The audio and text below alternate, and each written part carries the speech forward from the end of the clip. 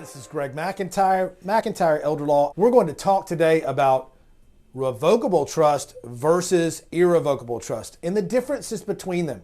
Revocable trust, irrevocable trust are great for specific purposes. So let's talk about the revocable living trust first.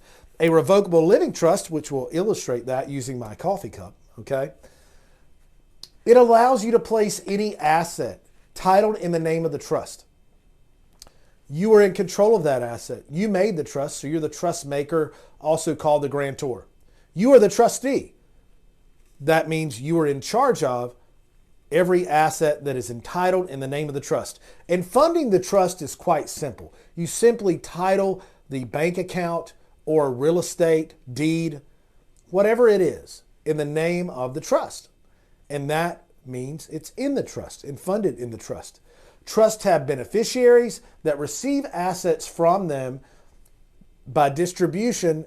The trustee is in charge of that. Obviously, if I die, I can't be the trustee. So I would have a successor trustee set in place to move into that position if I passed away or I became incompetent or incapacitated and couldn't manage the assets within the trust.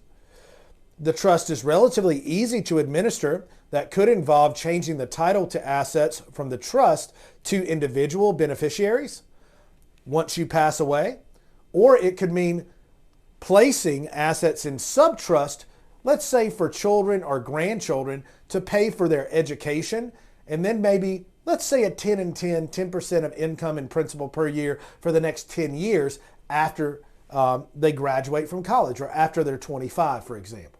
So that way they don't get cursed with a large amount of money at a very young age, but that money actually goes to use to fund their education and then give them a head start in life.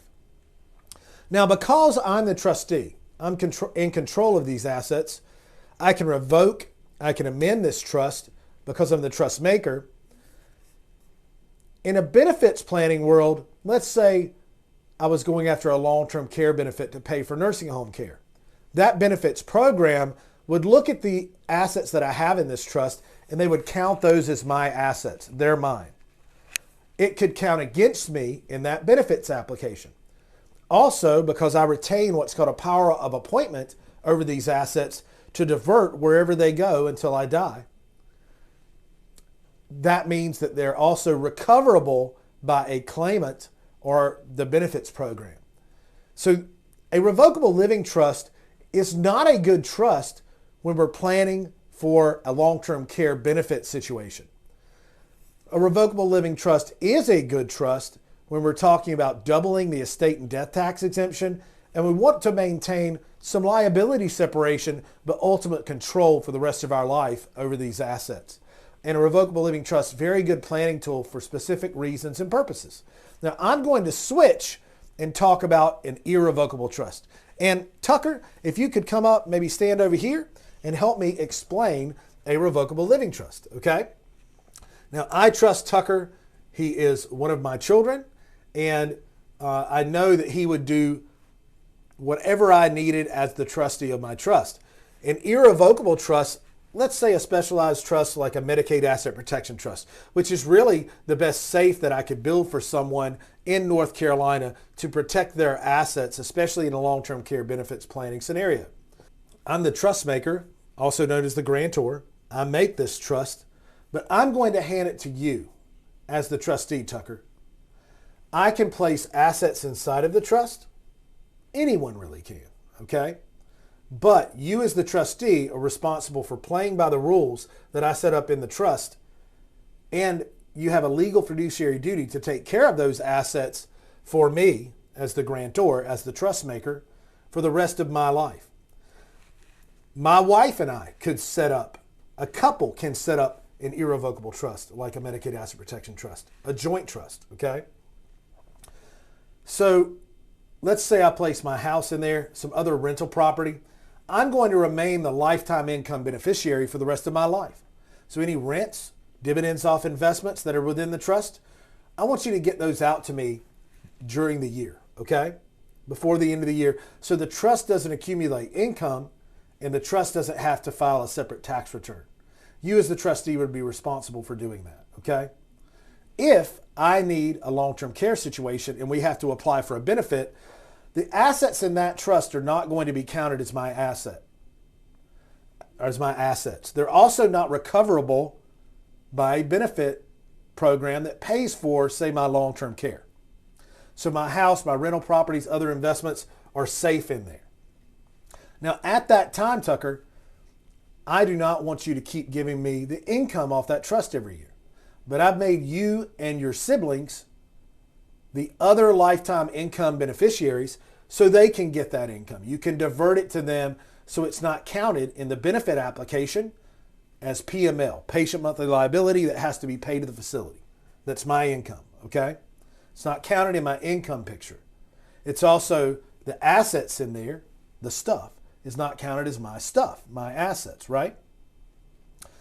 Same thing, you and your siblings are beneficiaries on this trust, death beneficiaries. So if I die, you guys get everything, okay? If you're under 25, it's going to set up at 18 a trust, a sub-trust, and pay for health, education, and welfare. It's going to pay for university, college, trade school. And at 25, it's going to pay out of that sub-trust, that individual sub-trust for each child, a 10 and 10 distribution, 10% of income and principal for the next 10 years or until exhausted, okay? That's how I'm setting up that trust. And I'm doing it with specific rules with you as trustee, with a legal fiduciary duty to protect those assets for me and get me the income for the rest of my life off the assets, because I want to open myself up to a potential long-term care benefit that I might need in the future, okay? While not giving up those assets, but setting them up under rules in this trust where they're retained for my use and benefit. Income still comes to me with someone I trust as the trustee that's in charge of it, okay?